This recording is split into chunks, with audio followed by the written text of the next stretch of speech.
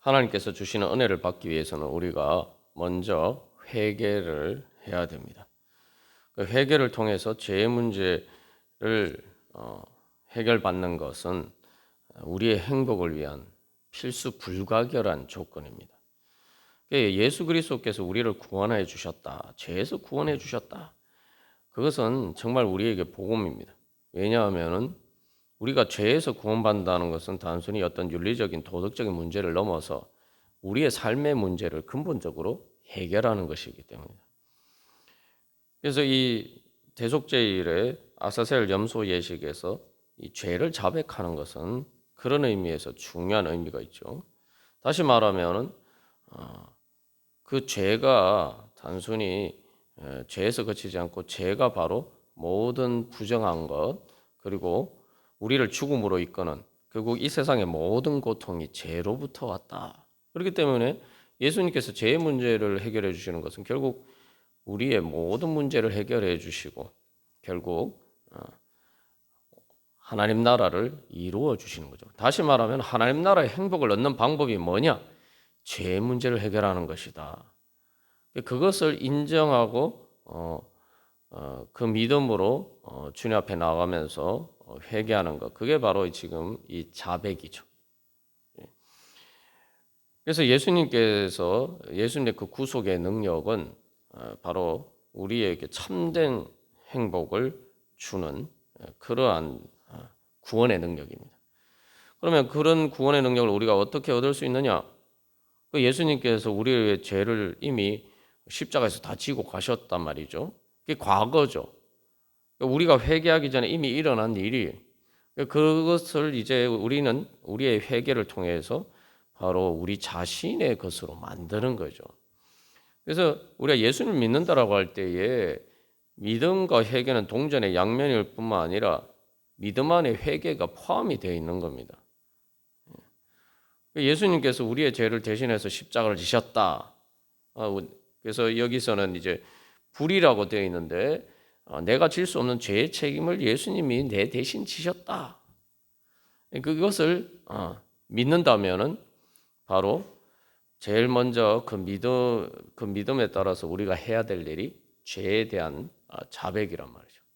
회개를 해야지 바로 예수 그리스도의 구속의 능력이 우리에게 실질적인 효력을 미친다는 것이죠.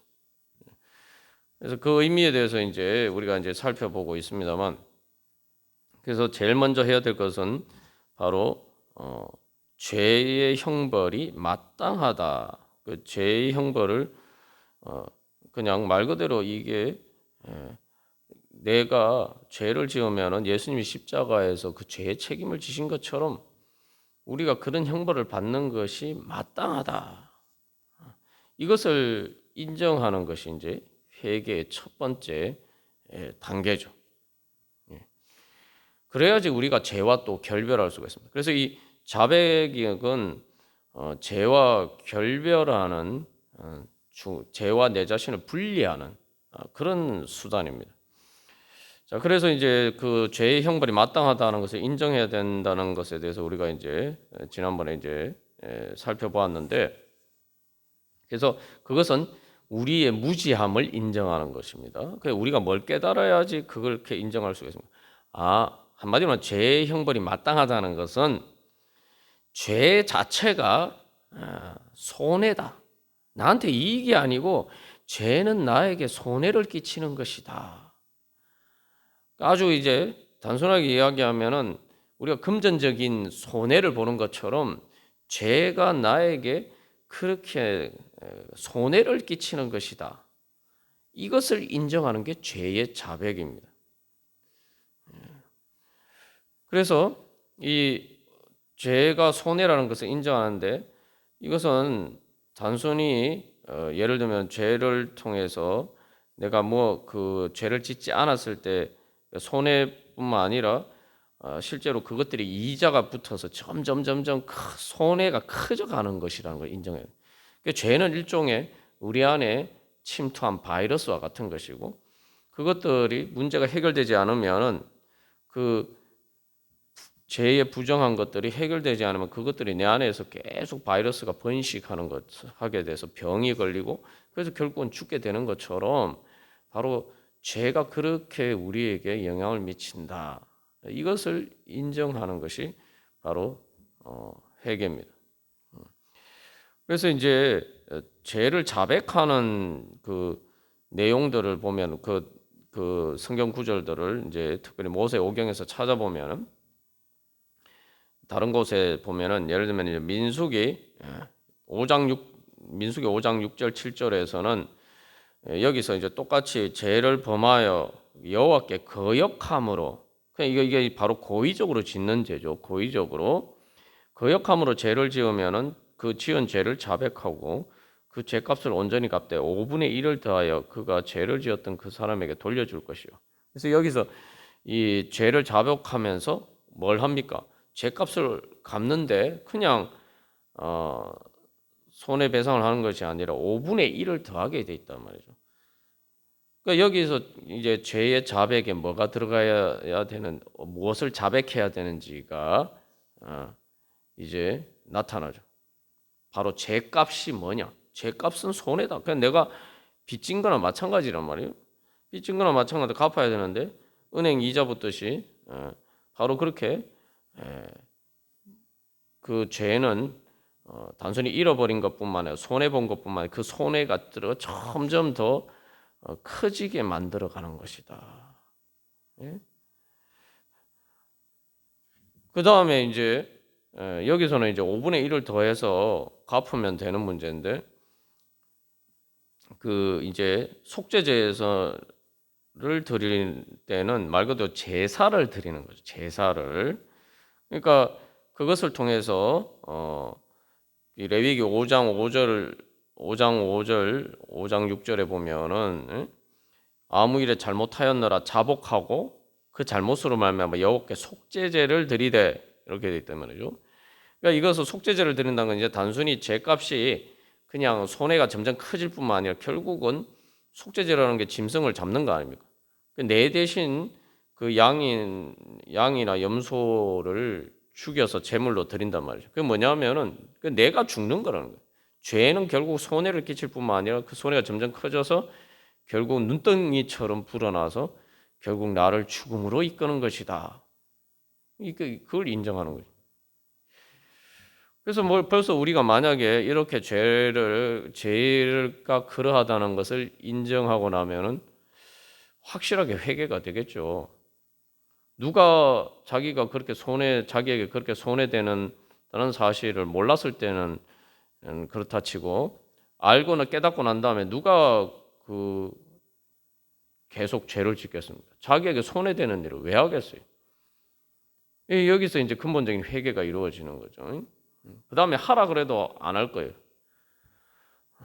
그 죄를 짓는 근본적인 이유는 죄가 나한테 이익이라고 생각하기 때문에 죄를 짓지 죄 지으면 나한테 손해라고 생각해서 죄 짓는 사람은 없습니다.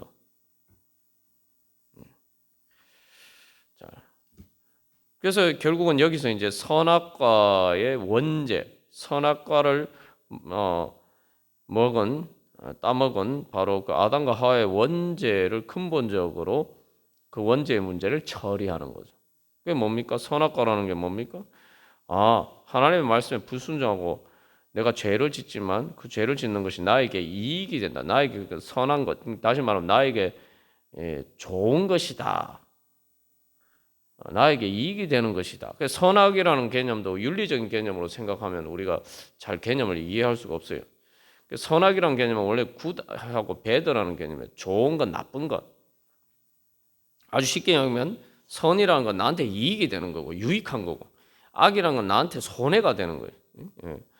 근데 하나님께서 보시기에 우리한테 유익한 것과 손해가 되는 것과 뱀의 유혹을 통해서 들은 그 죄 지을 때에 우리가 보는 관점이 이제 다르기 때문에 죄가 되죠. 그러니까 결국은 죄의 형벌이 마땅하다는 것은 죄는 나에게 형벌과 같은 손해를 그 자체가 손해다. 이제 이걸 인정하게 되면은 결국은 그게 나한테 말 그대로 하나님의 말씀에 불순종하고 하나님을 거역하고 하나님께 죄를 짓는 것이 나에게 손해가 되는 거죠. 이렇게 생각하면 하나님하고 내하고 나와 이 마음이 일치하는 거죠. 그러면 우리가 결국은 그것이 바로 선악과를 버리고 주님의 말씀을 따르고 순종하는 게 되는 것입니다. 결국은 사실은 이제 믿음이라는 것은 어떻게 보면 여러 가지로 이야기할 수 있지만 믿음의 아주 본질적인 것은 중에 하나는 하나님께서 예수님 통해서 보여주셨듯이 우리가 주님께서 말씀하시는 것은 오로지 나의 유익을 위해서 말씀하시는 것이다. 그러니까 주님의 말씀에 따르면 나에게 유익이고 그 말씀에 따르지 않으면 나에게 손해가 된다. 우리가 그것만 사실은 제대로 믿으면은 사실은 아무 문제가 없어요. 그걸 믿지 못하게 만드는 게 우리 안에 있는 선악과죠. 자, 이렇게 이제 그러면 사실은 이제 이렇게 이제 죄를 자백하면은 우리가 죄에서 벗어나게 되는데 죄와 우리 자신을 당연히 분리하게 되겠죠. 내가 좋아서 죄 짓는 것을 고의로 선택하는 일은 절대 일어날 수가 없게 되는 거죠. 자, 그리고 이런 자백을 통해서 그 다음에 우리는 거짓에 따른 노예 의지에서 이제 벗어나게 됩니다. 이게 무슨 얘기냐면은 이제 죄 짓는 고의를 가지고 그게 사실은 내가 착각했다, 잘못 알았다 이렇게 생각해요. 그러면은 죄를 지을 때 죄를 짓게 만드는 내가 의도가 있잖아요. 내 의지가 있잖아요, 그죠? 우리가 종종 이제 하나님께 불순종할 때도 마찬가지고 죄를 지을 때도 마찬가지고 착각하는 것 중에 하나가 내가 죄를 지을 때 나의 죄를 짓고자 하는 것, 하나님을 거역하고자 하는, 하나님께 순종하고자 하나님께 불순종하고자 하는 우리의 의지를 그것이 내 자유의지라고 착각하기 때문에 우리가 죄를 짓게 됩니다. 여기서 죄를 자백한다는 것은 이 아사셀 염소는 그래서 하나님께 속한 게 아니에요. 아사셀 염소라는 것은 이제 광야로 내본데 그래서 이 아사셀 염소의 성격에 대해서 여러 가지 이야기들이 나온 것은 이 아사셀 염소를 여호와를 하나님께 드리는 제물이냐 아니냐 이렇게 얘기하는데 예를 들면 이제 레위기 16장 8절에서 속죄제를 위해서 드리는 염소는 여호와를 위하고 그런데 다른 염소 한 제비는 아사셀을 위해서 이러니까 이게 아사셀을 위한 게 그럼 뭐 귀신을 위해서 뭐 아사셀이라는 뭐 마귀나 그런 그 악한 영적인 존재를 위해서 이거를 염소를 드리냐 이게 뭐지? 여기 그래서 그 성격에 대해서 여러 가지 이제 학설이 있습니다만 여기서 중요한 것은 우리가 이 아사셀 염소를 통해서 이 아사셀을 위한다는 결국은 내가 죄를 지을 때는 내 자신을 위한다고 생각하는데 사실은 악한 영적인 존재를 위하는 것이라는 거죠. 내 자신을 위한 게 아니라는 거예요.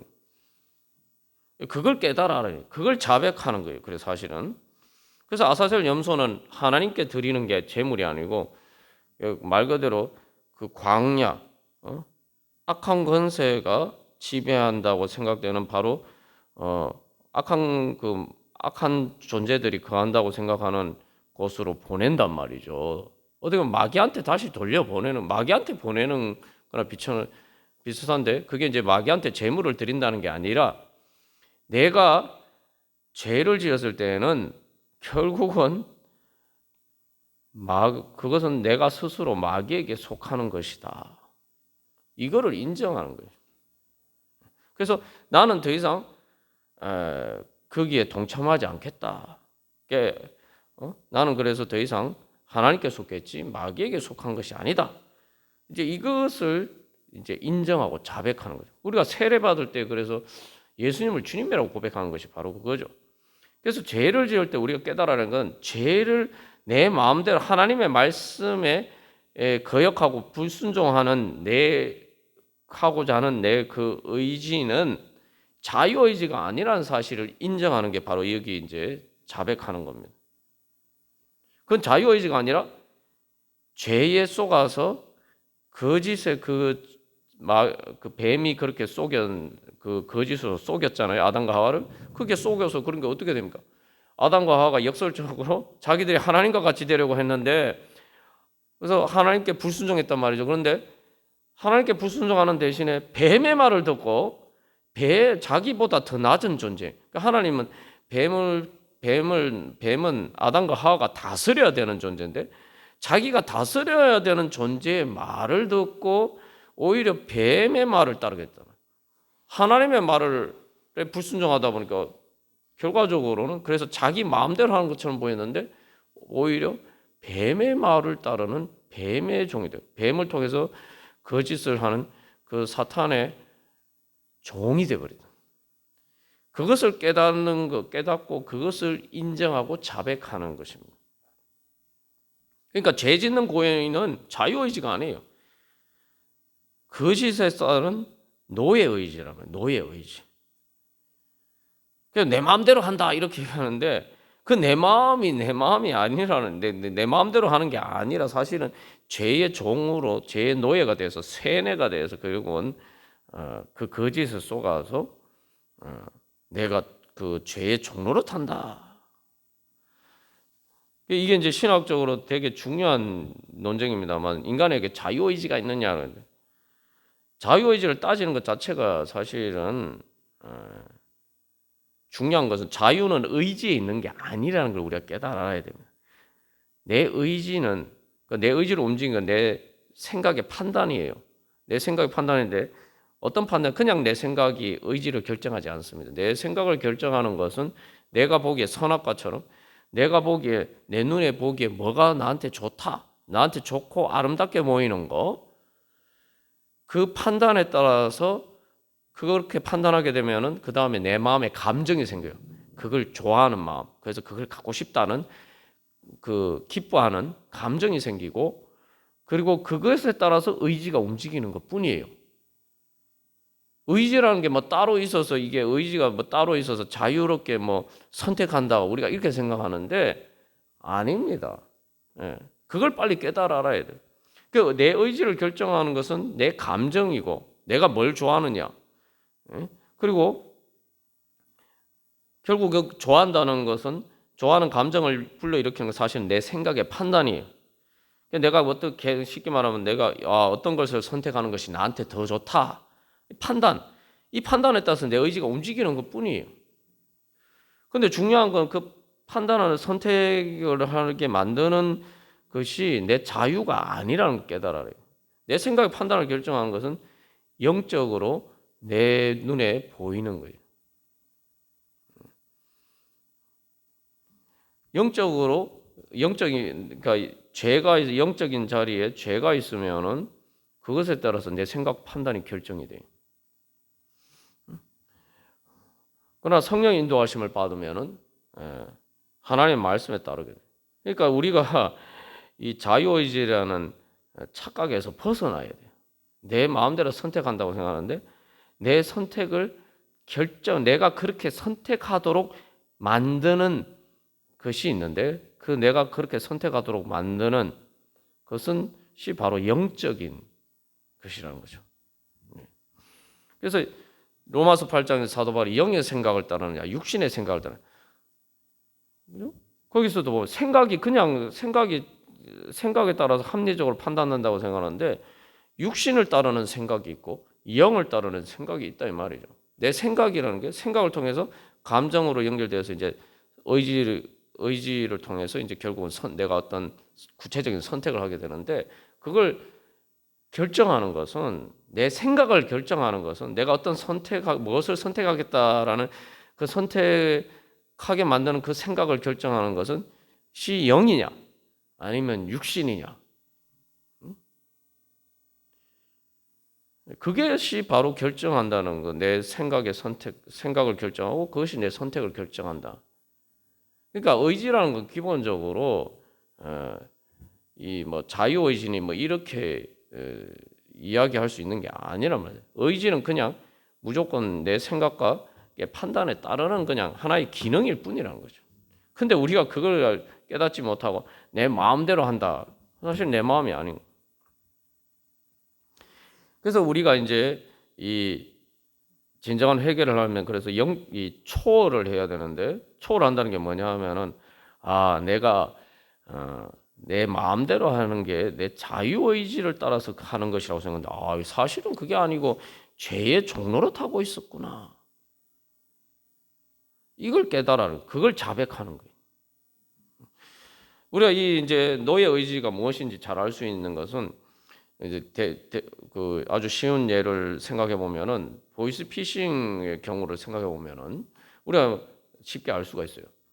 보이스피싱의 사기꾼한테 이렇게 쏟게 되면은 자기 스스로 내가 이게 돈을 붙여야 되겠다 이렇게 생각을 해요. 그래서 자기 발로 막 걸어가서 은행에 가서 돈을 찾아서 돈을 붙입니다.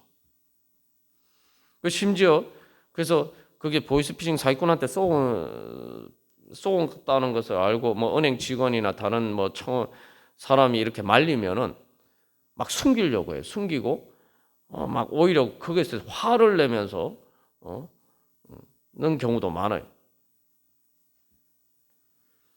그게 이제 전혀 우리가 흔히 말하는 세뇌죠, 세뇌. 그 짓에 쏘가서 내 의지가 그러면 그때 내가 보이스피싱 사기꾼한테 돈을 붙이려고 하는 돈을 붙이게 만드는 내가 그렇게 행동하게 만드는 내 의지는 도대체 그게 내 마음대로 하는 거예요? 그게 내 마음대로 하는 겁니까? 내 마음대로 하는 것처럼 보이는데 그래서 내가 돈을 붙이려고 하는데 왜 돈을 못 붙이게 하느냐? 이렇게 오히려 따지는 사람들도 있어요. 그럼 그때 그 의지가 자유의지입니까? 누가 예를 들면 강도 같은 경우에는 자유가 없잖아요. 칼을 들이대고 돈 내놔 이렇게 얘기하는. 근데 보이스피싱 사기꾼한테 쏘는 경우에는 아무도 그렇게 그 자유를 구속하지 않습니다. 그러나 이제 여기서 보이스피싱 사기꾼한테 내가 쏘았구나. 딱 이거예요. 내가 쏘았구나 이것만 깨달아 알면 그 순간에 모든 일이 다 끝납니다. 더 이상 내 그 사기꾼한테 쏘아서 내가 그런 행동을 하지 않아요. 내 의지가 그 순간에 바뀌어요. 깨닫는 순간. 그리고 나는 내가 쏘았구나 알는 순간 나는 깨닫고 죄에서 벗어나게 됩니다. 그리고 우리가 진정한 회개가 안 되는 진정한 회개했는데도 내가 또 죄를 지었는다. 그 사실은 아직 깨닫지 못한 거예요. 내가 쏟고 있다는 사실을 깨닫지 못한 거예요. 제대로 깨닫지 못한 거예요. 여기서 모든 죄를 아랜다는 것은 바로 내가 쏘았구나. 내가 쏘았구나. 여러분, 사기꾼한테 쏘았다는 사실을 알면은 어떻게 됩니까? 분노하게 되죠. 분노가 치밀어요. 그 사기꾼한테 분노하게 되죠. 죄 쏘았구나 깨달으려면은 그 죄를 따를 때는 하나님께 막 불순종하고 하나님이 막 미워요. 그러나 죄를 깨닫는 순간 거꾸로 바뀝니다. 죄에 대해서 분노하고 마귀의 악한 것에 대해서 분노하게 됩니다.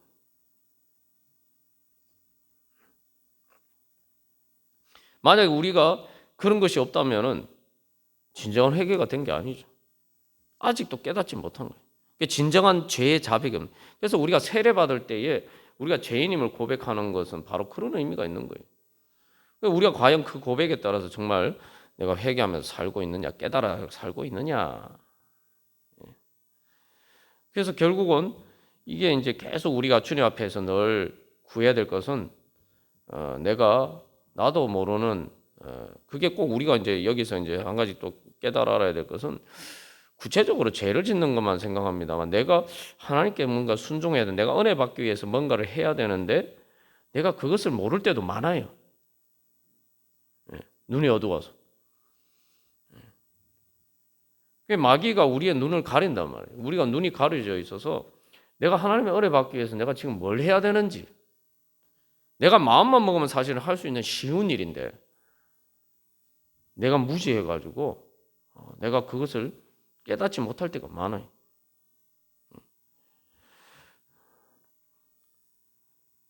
그것도 일종의 큰 범위에서 결국 우리의 무지고 또 우리가 고의로 하나님을 거역하는 것이죠. 하나님 은혜 주시려고 하는 하나님의 뭘 거역하는 것이죠. 그러니까 우리가 사실 믿음이라는 게 바로 그런 겁니다. 하나님이 주시는 은혜를 받아 다 은혜 받고 싶어 하죠. 근데 중요한 거는 하나님이 주시는 은혜를 받기 위해서 내가 무엇을 버려야 되고 무엇을 해야 되느냐. 내가 하나님의 은혜 받기 위해서 뭔가를 해야 되는 것을 내가 하기 싫다? 그러면은 나는 그 하나님의 은혜 받는다고 은혜 받기 위해서 그걸 해야 된다고 생각하지 않는 거죠. 여전히 나는 죄와 사망의 악한 권세에 종노릇하고 있는 거예요. 그러니까 우리가 그런 의미에서는 사실은 계속 주님 앞에 주님 깨우쳐 주시옵소서. 그래서 깨달음이 있어야지 깨달아야지 자기 자신을 인정하게 돼요. 내 잘못을 인정하게 되죠. 모르는데 깨닫지 못하는데 어떻게 인정할 수가 있겠습니까? 그래서 늘 주님 앞에 그것을 구하면서 그래서 하나님의 주권에 복종하지 않는 것은 다 선악과다. 내가 하나님의 주권에 복종하지 못하게 만드는 것은 하나님의 은혜 받지 못하게 만드는 것은 다 죄에 속아서 내가 죄의 종로를 타는 거다. 그 왜 그렇습니까? 아니 우리가 살면서 하는 모든 일은 다 내 자신의 행복을 위해서 하는 일이 아닙니까? 내가 손해되는 일을 내가 일부러 고의로 그 일을 내가 하는 사람이 어디 있습니까? 그죠?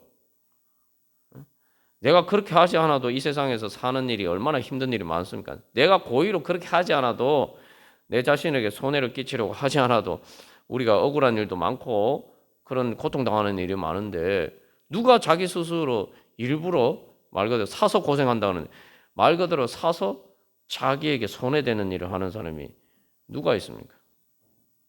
그러니까 근데 내가 그런데도 잘 깨달으려 알지 못하고 내 유익을 위해서 한다고 하면서 하나님이 주신 은혜 받기 위해서 내가 뭘 해야 될지 모르고 엉뚱한 것만 하고 있을 때가 많다 이 말이죠.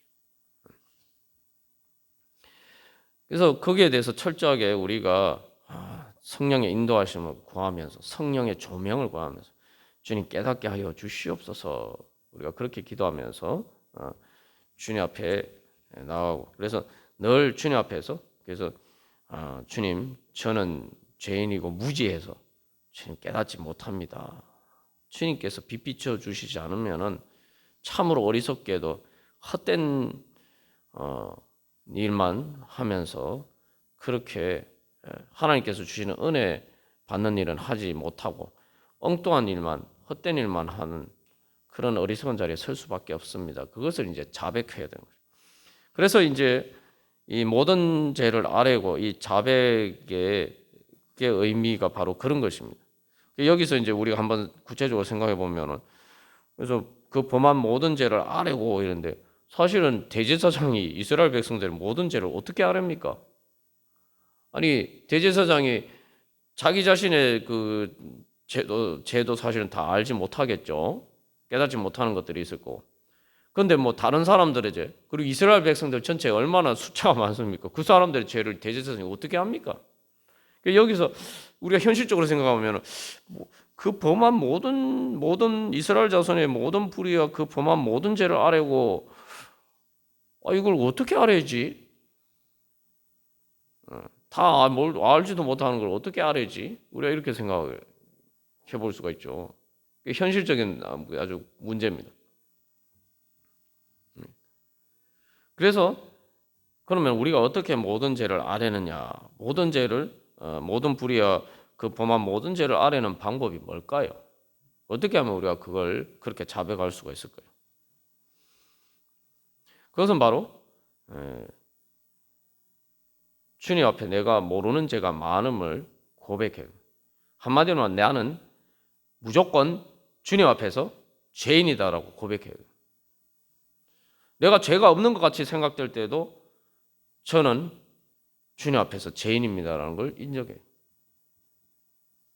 그게 바로 모든 불의와 모든 그 범한 모든 죄를 아뢰는 방법입니다. 이제 사도 바울이 로마서 3장 23절에서 모든 사람이 죄를 범하였으며 하나님의 영광에 이르지 못하더니라고 했죠. 모든 사람이 죄를 범하였어요. 사실은 이제 저도 원죄가 무엇인지 깨닫고 주님 앞에 그래서 그 죄에서 해방되는 그런 은혜도 사죄의 은혜도 경험하고 했습니다만 그럼에도 불구하고 이게 이제 로마서 3장에서 사도 바울이 모든 사람이 죄인이다 이렇게 이야기하는 것이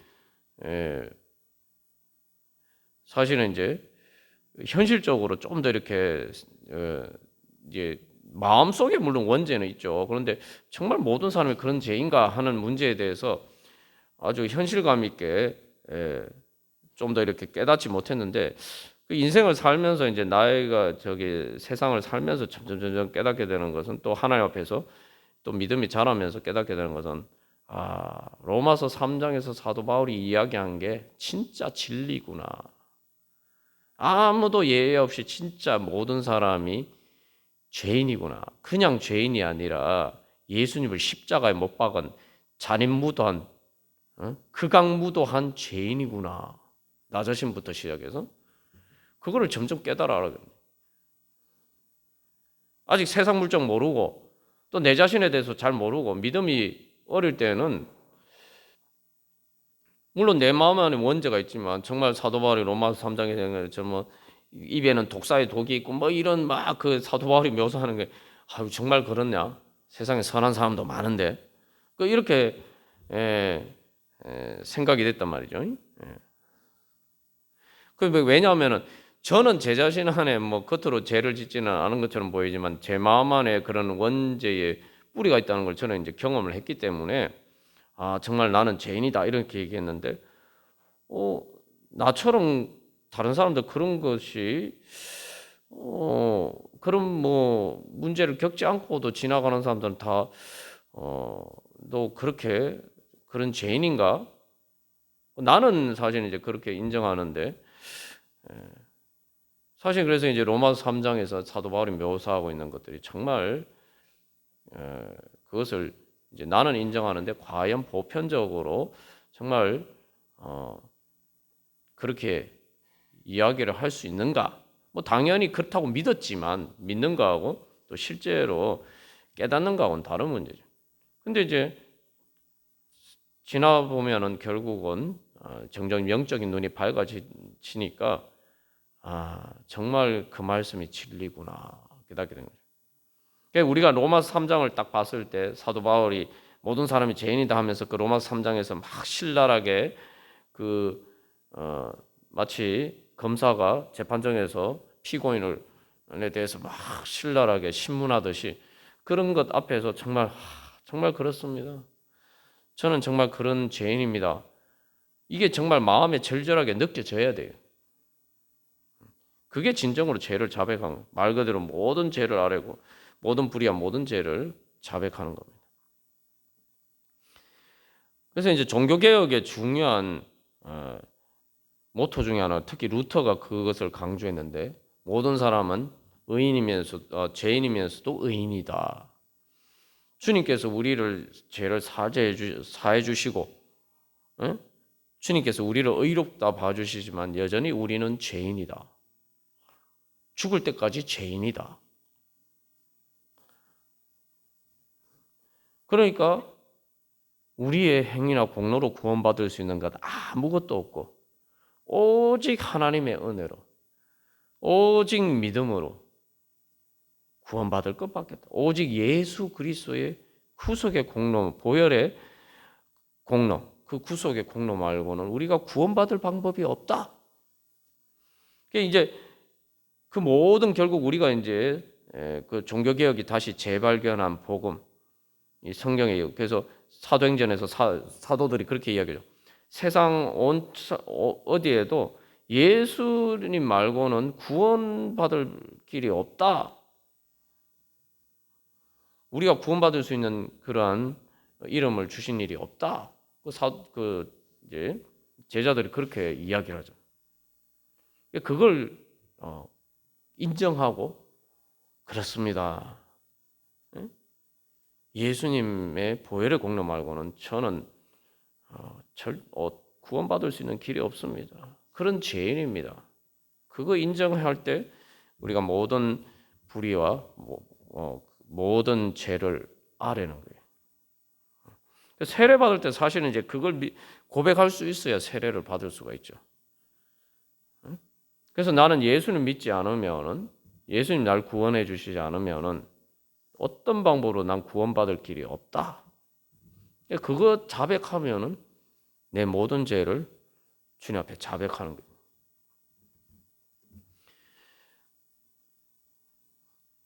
그래서 역설적으로 우리가 구약에서 이사야 선지자의 예를 봐도 그렇고, 우리가 늘 기억해야 하는 이사야 선지자도 성전에서, 이사야 6장에서 성전에서 하나님을, 거룩하신 하나님을 만났을 때 내가 입술이 부정한 자다라고 고백하잖아요. 여러분, 이사야서 사울이야, 바울이야, 예수님 믿는 사람들 핍박하고 죽인 그런 실제로 죄인 중에 괴수였죠. 그러나 이사야 선지자 같은 경우에 선지자였어요. 그런 고백할 때.